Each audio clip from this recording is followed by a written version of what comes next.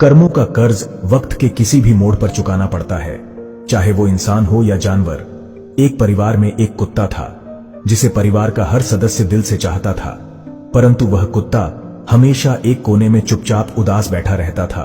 कोई समझ नहीं पाता कि उसे क्या परेशानी है। एक दिन घर में एक दूर का रिश्तेदार अचानक आया। जैसे ही वह घर में दाखिल हुआ, वह कुत्ता पहली बार तेजी से दौड़ा और उस व्यक्ति के पास जाकर पूंछ हिलाने लगा, मानो उसे बरसों से जानता हो। परिवार के सभी लोग हैरान थे, आखिर यह बदलाव क्यों? रात में उस रिश्तेदार ने एक विचित्र सपना देखा।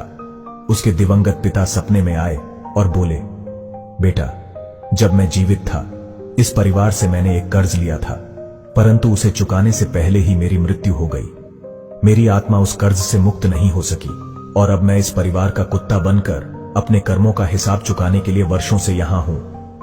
बेटा, उस कर्ज को चुका दो ताकि मेरी आत्मा को शांति मिल सके। अगली सुबह वह व्यक्ति उलझन में था। नाश्ते के समय उसने परिवार से पूछ लिया, क्या मेरे पिता ने कभी आपसे कोई कर्ज लिया था? परिवार के मुखिया ने गंभीरता से सिर हिलाते हुए कहा, हां, पर उनकी मृत्यु के बाद हमने इसे माफ कर दिया था। यह सुनकर व्यक्ति स्तब्ध रह गया। सपने की सच्चाई अब स्पष्ट हो चुकी थी। उसने तुरंत उस कर्ज को चुका दिया। कर्ज के चुकते ही कुछ ऐसा हुआ जिसने सबको चौंका दिया। वह कुत्ता उसी दिन मृत्यु को प्राप्त हो गया। परिवार सदमे में था, लेकिन उस रिश्तेदार को अब समझ आ चुका था कि कर्मों का हिसाब इस जन्म में ही नहीं बल्कि अगले जन्मों में भी चुकाना पड़ता है।